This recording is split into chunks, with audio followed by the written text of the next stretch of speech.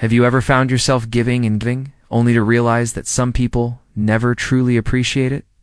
As we get older, we tend to become more generous with our time, advice, and even money, wanting to help those around us. But the hard truth is that not everyone deserves your kindness. Some people will drain your energy, take advantage of your generosity, and leave you with nothing in return. In this video, we're going to talk about 4 types of people you should never help in your old age. These are the individuals who will use your goodwill against you, making you feel obligated, guilty, or even financially strained. The worst part? They often disguise their intentions so well that you may not even realize it until it's too late. If you want to protect your peace of mind, financial security, and emotional well-being, you need to know who to avoid helping no matter how much they beg, plead, or try to convince you otherwise. Stay tuned until the end, because these 4 types might just change the way you see certain people in your life. Knowing how to handle them can save you from years of stress and regret. Now, let's get started. Number 1. The chronic taker. Some people in life have a habit of always taking but never giving back. They come to you when they need something, whether it's money, time, or favors, but the moment you need support, they're nowhere to be found. These are the chronic takers, and if you're not careful, they'll drain you of your resources without a second thought. At first, they may seem like they genuinely appreciate your help. They thank you, act grateful, and promise they'll repay the favor someday. But time passes, and you start to notice a pattern. They never offer to help you in return, never check in on you unless they need something, and when they do reach out, it's always about what you can do for them, not the other way around. One of the biggest mistakes older adults make is assuming that helping someone repeatedly will eventually change them. You might think, if I just give them one more chance, maybe they'll finally get back on their feet. But chronic takers don't operate that way. They see kindness as a weakness to exploit, not as something to appreciate.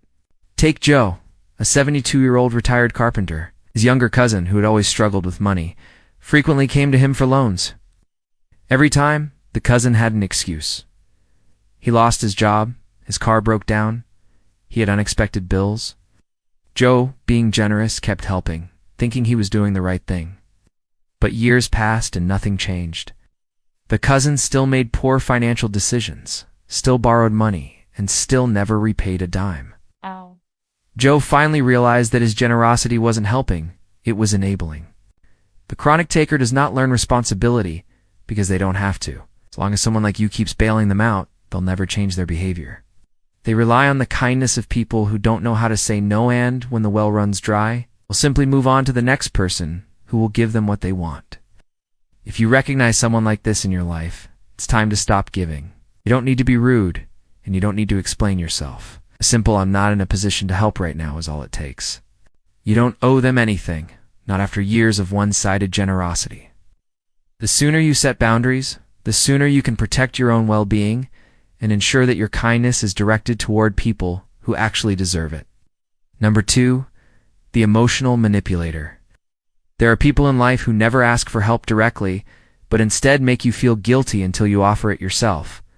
They know exactly how to push your buttons, using guilt, pity, or even anger to make you feel like you owe them something. These people are emotional manipulators, and if you're not careful, they can make you feel responsible for their happiness, their struggles, and even their failures. You might recognize them by the way they frame every conversation around their suffering. They don't say, "Can you help me?" Instead, they sigh heavily and say, "I don't know what I'm going to do," waiting for you to step in and offer a solution. They drop hints about their problems, act as if they're overwhelmed, and make you feel selfish if you don't step in. And if you do try to say no, they suddenly turn cold, act disappointed, or even lash out because to them your boundaries are nothing more than obstacles to getting what they want. Emotional manipulators don't just drain your resources, they drain your energy. They make you feel like you can never do enough, no matter how much you sacrifice for them. The more you help, the more they expect. They never acknowledge your struggles, but they make sure you're constantly aware of theirs. And the worst part? They often disguise themselves as friends, family, or even loved ones, making it even harder to see through their tactics. Take Helen, a 68-year-old retired nurse, for example. Her longtime friend Martha had always played the role of the helpless one. Every time something went wrong in Martha's life, a broken appliance, a financial struggle, a family dispute, she turned to Helen, not for advice, but for a solution. Helen felt obligated to help, believing that good friends don't turn their backs on each other. But over time, she noticed something. Whenever Helen needed support, Martha was conveniently too busy, too tired, or simply uninterested. The friendship was completely one-sided, and Helen was exhausted from constantly trying to be the savior. Here's what you need to remember. Genuine relationships are balanced. If someone in your life only reaches out when they need something but is nowhere to be found when you need them, that's not friendship, that's manipulation. And if they make you feel like a bad person for setting boundaries, that's even more reason to walk away. You are not responsible for fixing everyone's problems. You are allowed to say no. You are allowed to put yourself first. You do not have to justify your decision to anyone. The people who truly care about you will respect your boundaries and the ones who don't. They were never really in your corner to begin with. If you're still watching this video and finding these insights valuable, please comment number 2 below to let me know you're here. And if you haven't subscribed yet, I recommend you subscribe and turn on the bell so you don't miss any videos. Your support helps us continue creating good content to inform and inspire you. Now, let's move forward. Number 3. The reckless spender. Money can be a sensitive topic, especially when it comes to family and close friends. Many older adults feel a sense of responsibility to help those they care about, especially if a loved one is struggling financially. But there's a difference between helping someone who's going through a tough time and bailing out someone who consistently makes bad financial decisions. If you're not careful, the wrong person can drain your savings and leave you in a vulnerable position all while continuing their reckless habits. The reckless spender is the person who always seems to be in a financial crisis, but never learns from their mistakes. They live beyond their means, rack up debt, and make impulsive purchases, yet every time they run out of money, they expect you to step in and fix it. They might tell you it's just this once, but as soon as you help them, they find a way to end up in the same situation again. At first, their requests might seem reasonable. Maybe they ask for help with rent after losing a job. Maybe they say they just need a little support to get back on track. But over time, the pattern becomes clear. Their financial problems are not due to bad luck, they are due to bad decisions. And instead of taking responsibility, they rely on the kindness of people like you to keep them afloat. Take Ron, a 74-year-old retired mechanic, for example. His grandson had always struggled with money, bouncing from job to job and spending whatever he had the moment he got it. Ron wanted to help, so when his grandson asked for money to cover bills, he gave it to him, thinking it would help him get back on his feet. But months passed, and nothing changed. The requests kept coming, sometimes for rent, sometimes for car repairs, sometimes for emergencies that sounded suspiciously like poor planning. Eventually, Ron realized that his financial help wasn't solving the problem, it was just allowing his grandson to continue avoiding responsibility.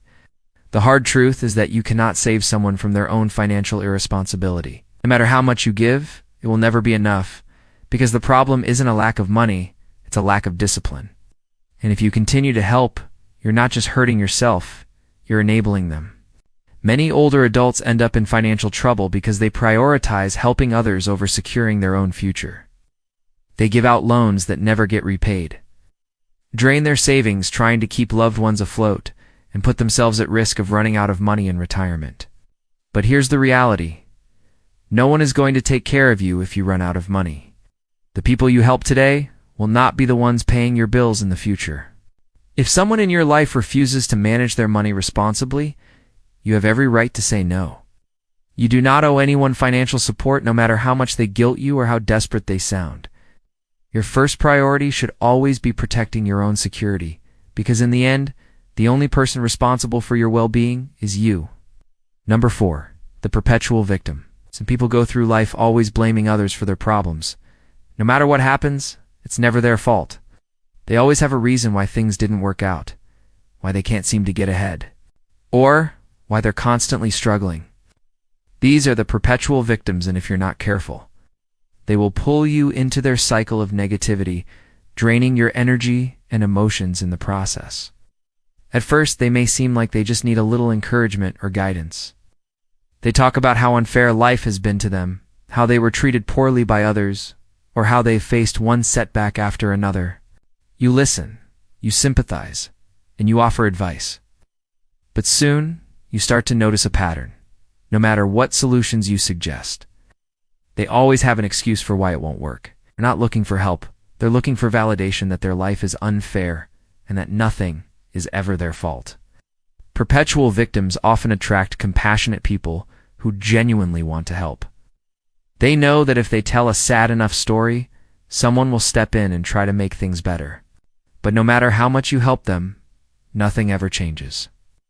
They always find themselves in the same situation, and instead of taking action, they continue to complain. Over time, you realize that your support isn't making a difference, it's just feeding into their cycle. Take Linda, a 71-year-old retired teacher, for example. She had an old friend, Karen, who was constantly struggling.